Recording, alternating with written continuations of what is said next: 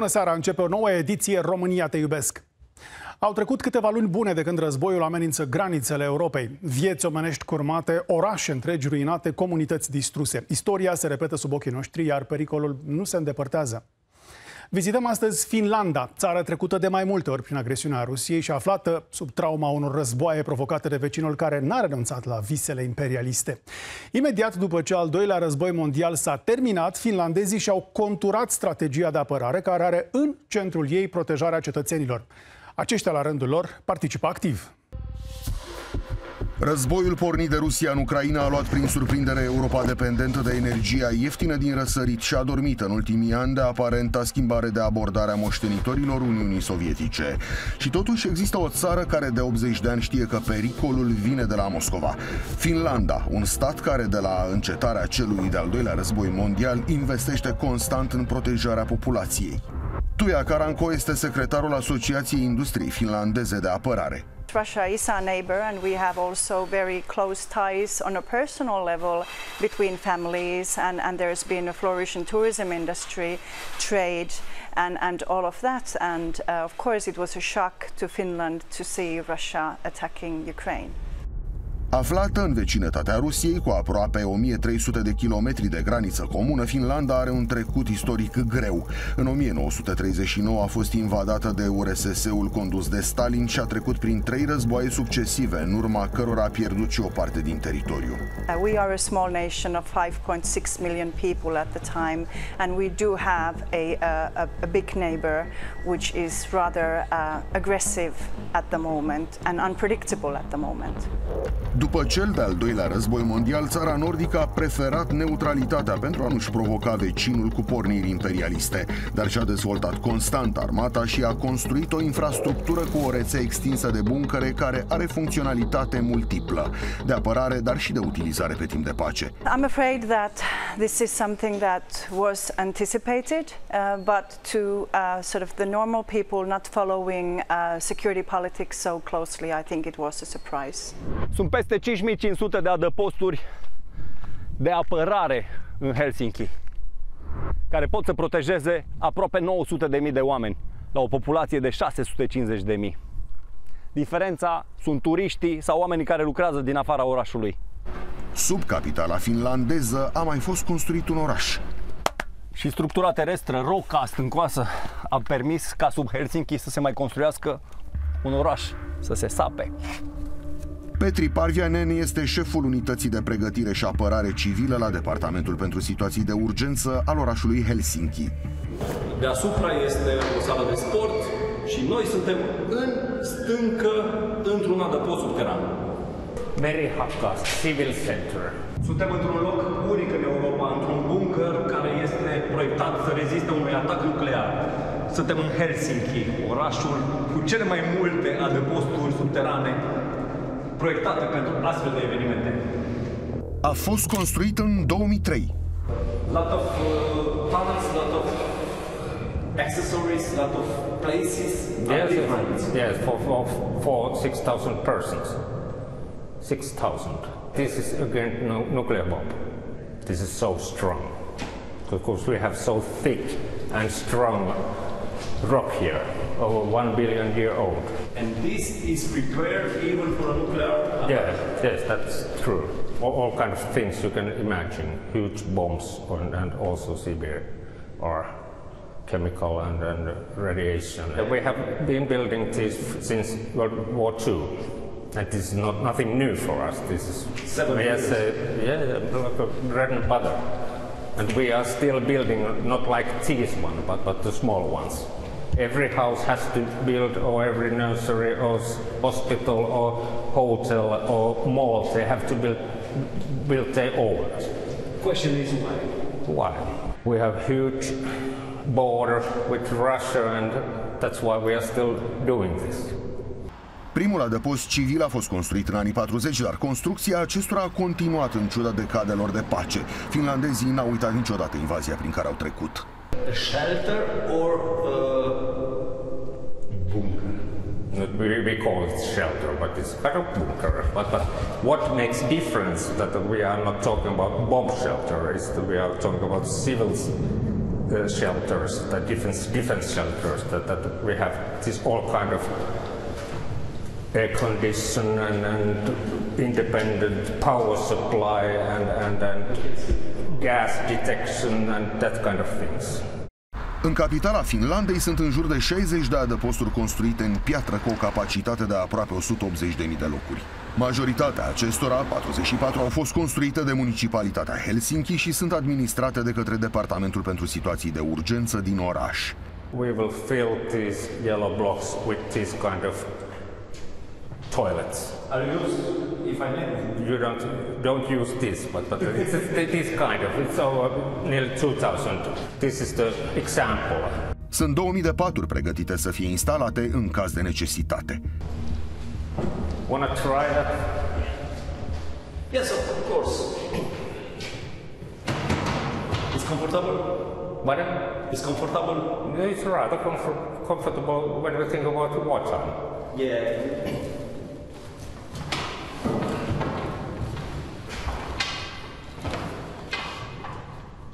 Go inside.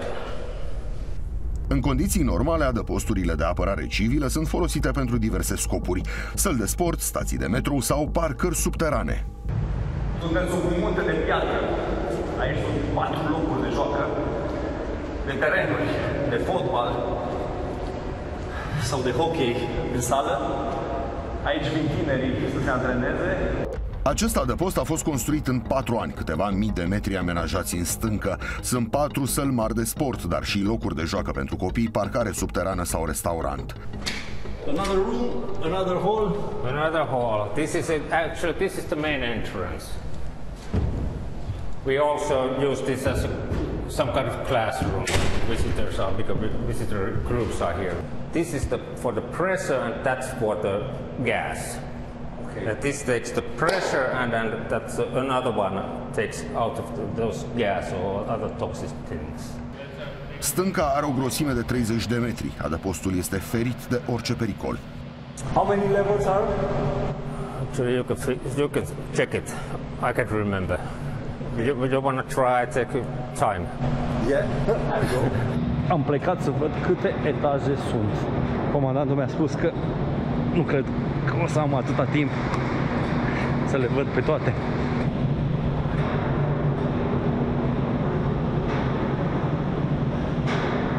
Am ajuns. Acolo e orașul. Gata, cobor.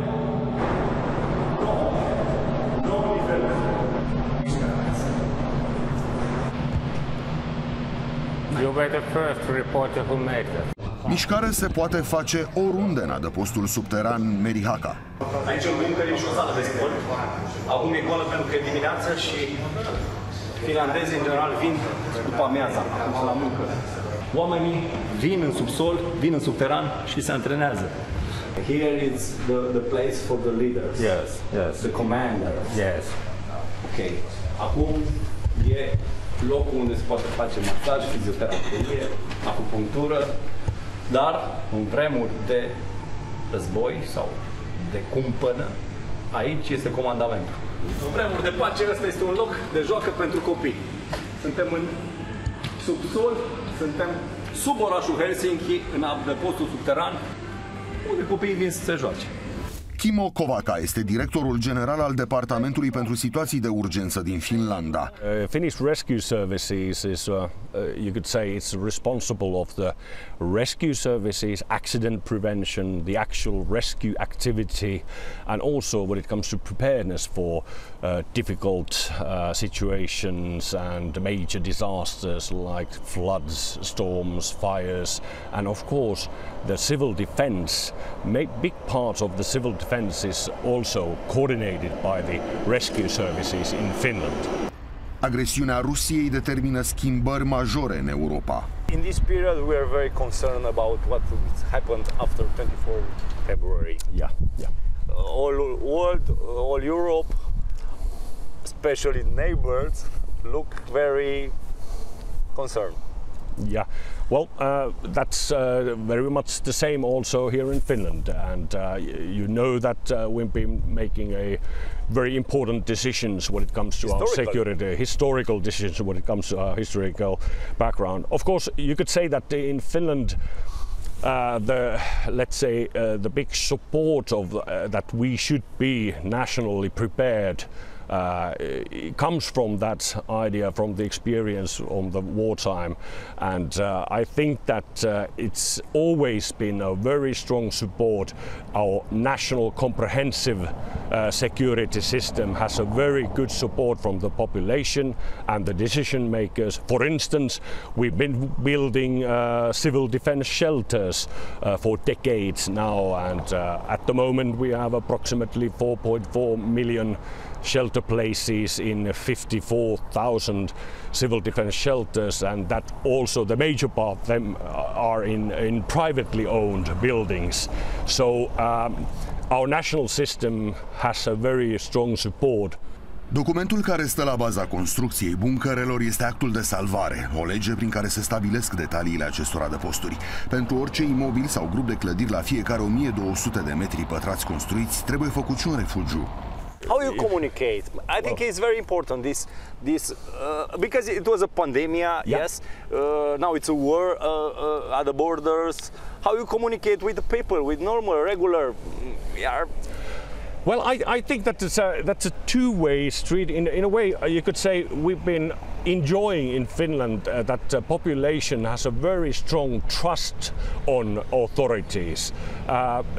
It's something very let's say natural in Finland. We have to be open. We have to tell people what kind of hazards, what kind of challenges we have. We have to be transparent to tell them that okay, we have this kind of system, and build that kind of trust. And one thing I would like to say that the citizen is a major actor when it comes to safety and security. It's not a target of actions, but it's part of the society. The most important part of the society is the citizen. In Finland, we trust the citizens, and I hope that the citizens trust the public servants also. Finlandezii au în locuințele lor adăposturi pentru vremuri grele. În câteva minute vedem cum arată.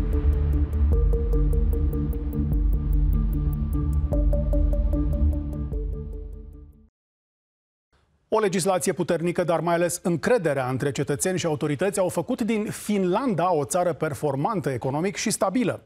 Adăposturile de apărare nu sunt făcute doar de stat, ci și de mediul privat, companii sau cetățeni, și cu toții au construit un sistem foarte bine pus la punct, care le dă încredere că pot face față unor primejdii, așa cum este un război. Și în România avem pe hârtie peste 4500 de adăposturi civile denumite ALA. Ani de zile nimeni nu s-a preocupat de soarta acestora, iar starea lor de degradare este avansată, deși sunt o componentă importantă a sistemului securității naționale. Puține sunt la standardele cerute de legea protecției civile din 2004, care precizează că acestea ar trebui să fie funcționale în maximum 24 de ore de la anunțarea vreunui pericol. Ele ar trebui să ne apere în caz de atac aerian sau calamități naturale. Mai toate adăposturile sunt insalubre, iar unele au gurile de urgență blocate. Aici am avea faimoasă ieșire de urgență. Există un tunel. Acest tunel face stânga, ajunge în șoseaua Iancului. În șoseaua Iancului ar trebui să existe o ieșire de urgență. Tunelul există, ieșirea nu mai există. Pe hârtie aici este un adăpost civil, un adăpost de protecție civilă, care în cazul unei calamități naturale sau unui război ar trebui să ofere protecție locatarilor bloc și a vecinilor din cartier. Ce avem aici este un fel de pivniță. Atunci când s-a făcut reabilitarea pe șoseaua Iancului, a fost desfințată ieșirea de urgență. Refugiile ar trebui să aibă instalații sanitare, de aerisire și electrice funcționale, iar Sistemul Național de Rezerve, în caz de necesitate, să fie aprovizionat constant. Va trebui să fie refăcute, rearanjate, foarte puțin probabil să fie această nevoie, dar avem obligația să fim pregătiți. Responsabilitatea este în primul rând a asociațiilor de locatari în cazul blocurilor și a autorităților locale, care ar trebui să controleze și să investească în menținerea acestor facilități. În ultimele luni, autoritățile locale au început timid să facă controale și să marcheze corespunzător locurile în care, în caz de necesitate, 2 milioane de români se pot refugia. Doar că aceste evaluări sunt de multe ori doar pe hârtie, pentru că adăposturile, în cel mai pur stil al lui Caragiale, lipsesc cu desăvârșire. Spațiile de urgență au fost lăsate de izbeliște. Și legea urbanismului și construcțiilor civile prevede normative clare pentru construcțiile noi în ceea ce privește adăposturile ALA. În ultimii ani, însă, dezvoltatorii în goana lor după bani au lăsat siguranța cetățenilor pe ultimul plan. Hello! How are you? I'm fine. And you? Thank you. Suntem într-o zonă rezidențială din Helsinki, unde suntem invitați să vizităm un adăpost comun pentru Finlanda. De această dată, un adăpost construit deasupra, nu cu mult diferit față de celelalte case din jur. The Russian bear, we know it, and it's always the question: do you wake the bear? No, you don't want to wake the bear, but the bear is now awake. So, the investment cost to upgrade it to shelter is actually not so much, and that's it. But it needs to be done in long-term plan, like in peacetime when you have the sun shining and everybody is happy. You are doing it one by one, so everything is ready if something happens. Adăposturile pot fi modulare, gata fabricate și trebuie doar instalate acolo unde este nevoie. What's this mean? Skyddsrum is in Swedish the same väestösuoja. It means the safe room. We are using this as a storage space, because in normal houses you don't have space to storage things, and the locks are for the occupants only, so it's quite safe. This is the system for fresh air. It's the S1 class. It's 2 bars. Positive pressure, 1 bar negative pressure. So 2 bar means that if there would be a nuclear bomb in Helsinki city, you can survive in this. For example, for Ukraine, the normal bombing, the shrapnel which kills people, this really, you have 300 meters of solid concrete with reinforced re-empowering. You have 400 millimeters on top of the shelter for concrete. Then you have those shrapnel-proof door and hatches. So you are really safe in here. Fiecare adăpost trebuie să aibă un responsabil. Government has a little bit like outsource it to us. Okay. Take care of it. It's your responsibility, because the owner of the shelter is responsible for the operation of the shelter. În Finlanda sunt multe organizații non-guvernamentale, așa zisul sector 3, care organizează pregătirea pentru voluntari. Mii de astfel de voluntari asigură sprijinul departamentelor pentru situații de urgență. Știu ce să facă și cum să pună umărul la salvarea semenilor. It's a very good communication. It's not to impose rules, put I don't know, the force of law. Of course, when it comes to legislation, there's also that kind of features also, but also very much recommendations. There's lots of, let's say, third sector actors who are also supporting. În Finlanda găsești organizații care se ocupă cu pregătirea administratorilor de adăposturi. Academia finlandeză pentru servicii de urgență este una dintre ele. There are other options if necessary, but for us, for this association, this is the best one.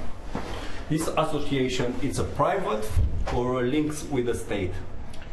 This association works in collaboration with the city of Helsinki. So we are supporting specifically Helsinki Rescue Association, it's called. Is the shelter of this building? It is the shelter of this building. This building is actually a sort of secondary school or upper secondary school as well, and it is used for various training, and one of those trainings is the civil defense shelter. În fiecare lună se organizează aici cursuri. As a member of the housing company board. And you come here to learn and understand materials. Yes, absolutely, because this shelter in my housing company is, or our housing company is on my responsibility. To learn how to use all the equipment and things in this shelter, and as we have a same kind of shelter in our house. Is the same like this? Yeah, or the machinery looks like the same, and you have to know how to operate it if. I am the responsible of the väestönsuoja, the shelter in our flat house, and I make the yearly inspection. And last course I have 2,000, so I'm renewing my knowledge. It's a voluntary thing, absolutely, but still, because we have these shelters and I think somebody has to be accountable. We take care of our houses anyway. There are different responsibilities and some people do that and some others. We want that our houses are in order. One of the reasons of the defense preparation is Russian. Well, it's quite natural that's one of the bases of our safety and security, let's say, basic solutions. That's a geopolitical thing that we have to be taken into consideration for ages and for tomorrow also. And unfortunately, these last developments has shown how important it has been that we've been preparing also for this kind of scenarios. If you think about, we've been building shelters for wartime scenarios. Of course, they are giving, they can be used in a variety of threat scenarios, but basically they are built for the same reason that why we are maintaining trustworthy and good military capability. This is the other side, the civil society and the civilians we have to be able to protect them and give shelter if needed. Even if you stay neutral until now, like military involving, like basically you could see that it's a different angle of the coin.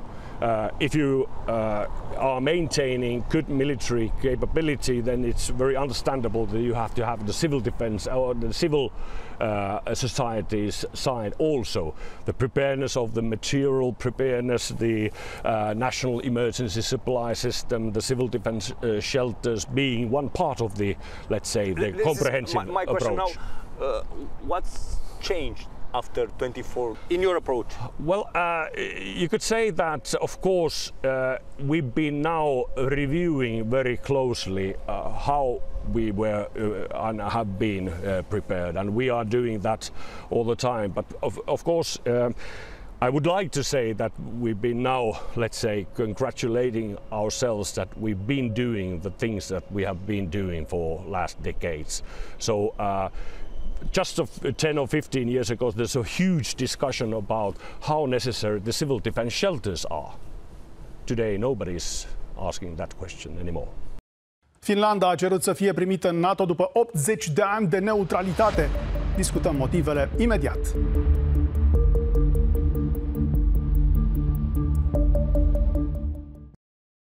Finlanda are o armată de profesioniști, dar nu a renunțat la stagiul militar obligatoriu.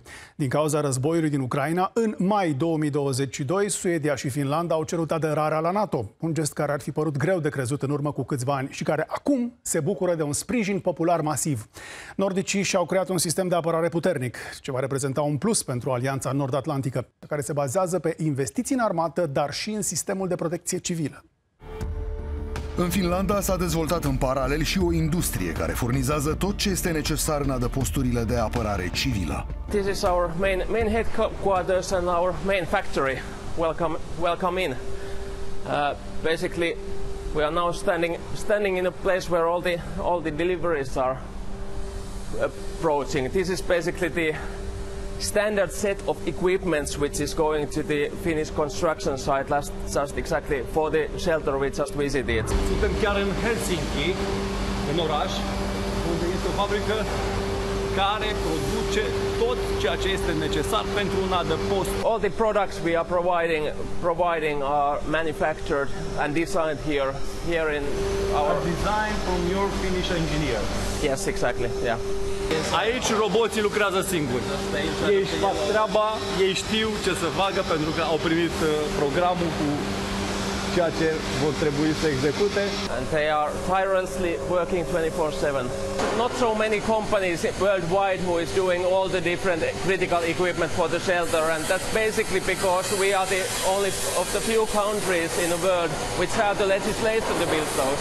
We in Finland, we talk about security of supply, and it's important that you involve the private sector, so the companies in all sectors of the society, not just defense, but in all sectors, to work together with the government, with regional authorities, to develop and enhance the resilience of the society. We have a very good cooperation between the authorities, the third sector, private sector, and when mentioning the private sector, our national emergency supply system is one thing that we are very proud of.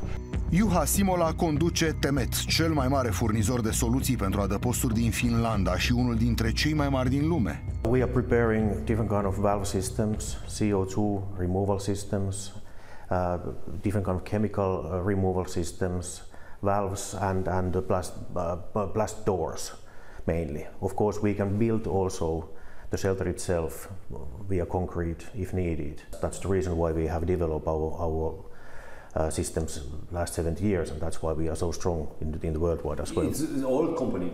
Yeah, we are a 70-year-old company. Temet is. Au livrat de-a lungul timpului echipamente în peste 150 de țări. We are building more or less 1,000 shelters yearly in Finland, and of course now when we have a crisis in the Europe. After 24 February 2022, yes, all world are changed. Yeah, that's true, and now we have noticed that, for example, in Poland, they are wondering now to make such a regulation as we have in Finland, and all over the world they are thinking now how to proceed to things that everyone has wake up that they have to secure their citizens. Mainly it is made via bombs or big pressure hit or such things that people knows when they're coming in that even what happens out of the shelter they are still alive, and that's why, for example, in our shelter we have a different kind of exit bars going out from the shelter, etc. That everyone knows that even the house is collapsing, they have a 100-meter tunnel where they're going out and they can escape and so on. So that's not just in wartime or something like that. Our shelters are working mainly in crisis time. When some crises are happening, then people knows that they have a place to go. It is just exactly the normal shelter what you can find under almost every bigger Finnish houses in the capital areas mainly, and also in the smaller. Like this? Like this. Like that. And yes, now it's tight, it's gas tight, and we are safe from the explosions, for the CPR and toxics, for all of the harmful things. Adăposturile sunt livrate cu tot ceea ce este necesar: toalete, paturi, vase pentru apă, dar și echipamente pentru supraviețuire. Box of equipment, what's inside depends a little bit of the size of the shelter, but in this size of shelter there's typically set for 2 people. So 2 gas masks, 2 helmets, then some first aid kits, lamps, and all kind of tools. The national emergency supply system is something that is one feature that concerns the critical materials like foodstuffs, and also it covers the water supplies, how the energy supplies, all that kind of preparedness has been, let's say, historically very high importance here in Finland, and that's something that we've been after pandemic situation, and now in this Ukrainian and let's say pan-European situation when it comes to energy and different kind of points of view, it seems so that also in that area the national emergency supply system is very, very key and very essential in order to be in a societal level a well prepared. Every shelter has some kind of dual meaning. So like this one, we have a band camp here. Yeah, so, I saw the guitar, so we have the drum. Guitar, drums, and the company band is rehearsing here. If the building collapses, you have your route outside of the collapsed area. You look at this war like an opportunity? Of course, we have to look at it as an opportunity. Unfortunately, things what are happening now in Europe are really, really unfortunate things. But anyway, we believe that we can save lives. That's actually our motto: saving lives. So it's an opportunity, but it's also big handshake for everyone that we and know. Responsibility too, because absolutely you can fail. Absolutely. We have 70-year experience. We know exactly what we are doing, and we are ready to help other customers to save their people's lives. We have a good, very direct connection for different ministers, different authorities. We are working with them all the time. We are making some kind of regulations together, thinking what is good, what is maybe not so efficiency to do. They are listening to us, we are listening to them, and we are really, they are great. We are really appreciated, and everything works very smoothly. Authorities are listening to us. They want to hear us. We are sitting in the same tables. That's our common target. Everyone understands that the protecting Finns' lives is important for everyone, and it doesn't matter which part you are coming from. And I believe that we should observe our own belly button a bit more in European point of view and support European supply chain. După începerea războiului din Ucraina, îngrijorarea finlandezilor față de turiștii ruși a crescut. Chiar au fost o voce distinctă la nivel european care a cerut restricționarea vizelor pentru ruși. Au 1300 de kilometri de graniță comună cu Rusia și mai mult decât atât sunt în Schengen. Odată intrați rușii în Finlanda, pot să călătorească oriunde în Europa. La intrarea în portul turistic al Helsinkiului, Virgil din Onești scoate din armonică melodii rusești. Mai sunt turiști care... Rușii sunt mai darnici decât finlandezii? Da. Da. Mai sunt, Da, mai sunt turiști de ăștia, mai mult roșii de aici. Urmele rusești sunt peste tot în Helsinki. După 100 de ani de dominație, e cumva normal. Traumele însă pentru generațiile care au prins războiul sau copiilor sunt foarte mari. Cosmin și Alina s-au stabilit de câțiva ani în Finlanda. După o încercare de a construi o afacere în Constanța, au decis să deschidă și în Helsinki o cafenea foarte apreciată în cartier. Lângă ei este ambasada Rusiei, dar acolo vin în general localnicii. Mulți din tineri, și aici vorbesc de orice înseamnă 20 până la 60, îi simțeam cumva pregătiți pentru orice scenariu. Adică îi simțeam așa civic, implicați în ideea de a avea un posibil război aici. Au studiat în Finlanda și cunosc bine mentalitatea nordicilor. În familiile lor s-a vorbit foarte mult despre război. S-a vorbit foarte mult despre trauma Uniunii Sovietice și atunci toate generațiile noi au crescut cu trauma asta. În mai 2022, Finlanda a cerut alături de Suedia să intre în NATO, un gest istoric care scoate țările nordice din 80 de ani de neutralitate. Au preferat cumva să fie fair play cu toată lumea, știi, cumva, sau să lase ușile deschise pentru toată lumea. Și atunci au avut o relație bună și cu rușii, economică, pentru că au fost implicați și rușii în economia lor și aici, în granița de partea de est, e clar influențată de turismul rus. La câteva săptămâni după Ucraina s-au schimbat radical, știi? Adică au ajuns la procent de 70-80% aproape de ok, suntem pro ideea de a aparține alianței. Really a major change and a bottom-up change in the sense that this really made the Finnish politicians, the political leadership, to act very rapidly and then have us joining NATO and going through the parliament and all of that with huge support for the NATO membership. So a really sort of a rapid political process following the bottom-up approach that the Finnish people did. Ministrul de externe finlandez a spus că alegerile pe care le fac privesc 100 de ani în urmă și 100 de ani înainte. This approach is about concern, about fear, about historic. I don't know. Grandpas tell the stories about aggressive Russians to the nephews.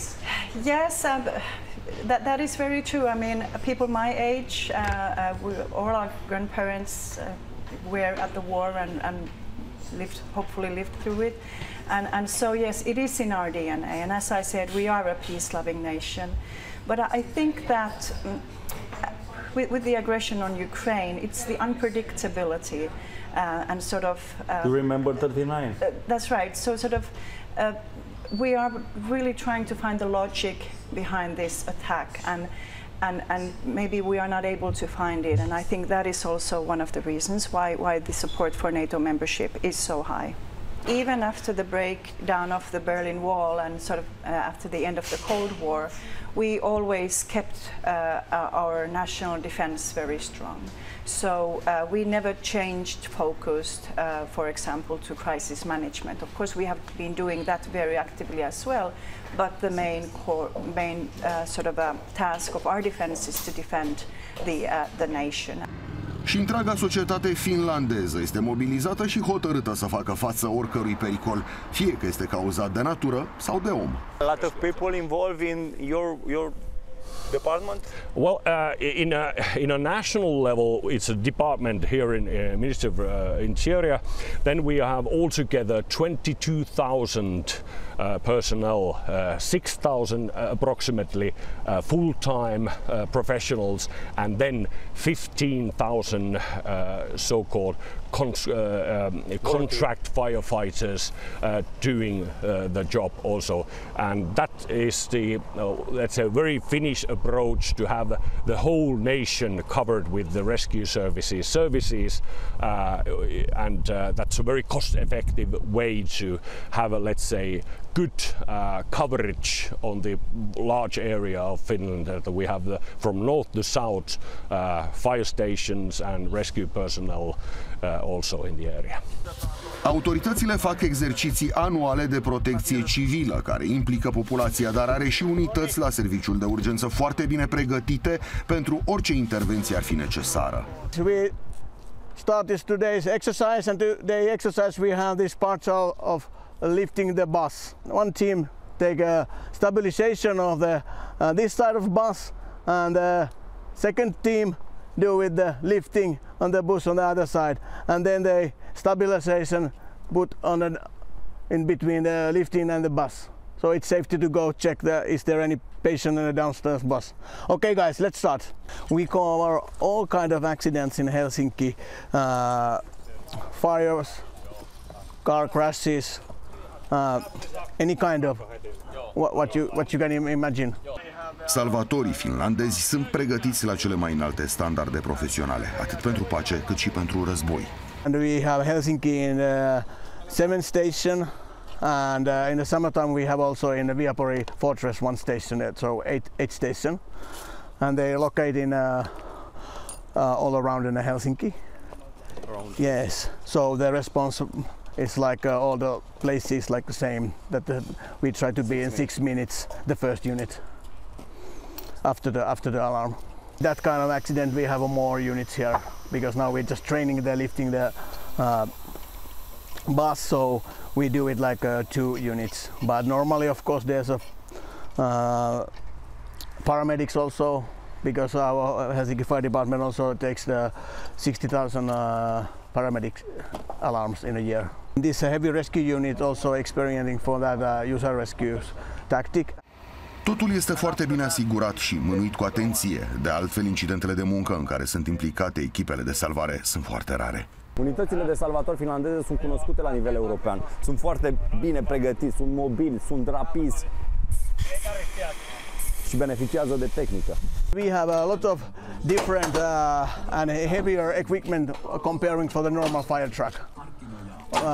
And then we have this special camera where we can go and check if something collapsing. I think it's like 5 meters long, and then we have this cable. This is the heavy rescue container. What is coming for the more equipment, heavier equipment, like a stabilization, more wood, more struts, more winch, everything more what you can use in user rescue mission. This kind of container is unique in Europe. Yes, I think so. I never heard that anybody else have that kind of a concept where you have the 2 heavy rescue unit which can do it like a daily basis, and then you can add it this container. There's more equipment like which can support our 2 units working. It's like more struts, more jacks, and then I think there's one specialty what's only in this container. It's like this high cone hydraulic. For big walls. Yes, hydraulic drills. Here it's a place where you are training for. Yes, we can. Disasters. Yes, training, USAR rescue training. So this is our USAR rescue base camp. I think it's like old bomb shelter, which we are now doing that kind of training area. În Finlanda, orice este pregătit cu atenție, chiar dacă este vorba de război, pentru că de 70 de ani ei trăiesc cu spectrul acestei apropieri de Rusia. Finlanda este țara care își protejează populația cu orice preț și care se pregătește de ani de zile pentru cel mai negru scenariu. The situation in Ukraine and all that has come after that, that's very troublesome and very worrying. But then there is a climate change or climate crisis. We are now witnessing the historical heat waves in Europe. That's something that we need cooperation in future in European level, also in this area. It's an energetical crisis to maybe impose to change the rules. Well, you could say that, of course, we have to closely and together in European level discuss what kind of approach in the future we have to go. That's a combination of factors. We are in particularly challenging times when we are looking at the future, and of course insecure. And therefore, it's very important that we do in European level very close cooperation. I want to ask you, you change your level of concern? Well, official or non-official, I don't know. Well, you could say that, of course, now the situation has changed dramatically during this spring. Perhaps you could say that we've been, let's say, lucky in that we've been maintaining the high level of societal preparedness. But now we are reviewing it in several levels and several points of view. And of course, the things what are happening in Ukraine is giving us hard lessons and what kinds of what's war today's society. So at least for when it comes to civil defense planners, we closely monitor what is happening over there and try to, let's say, enhance our system based on those lessons. Society has to be strong, and it can be strong just through that each and every part is participating the safety and security system.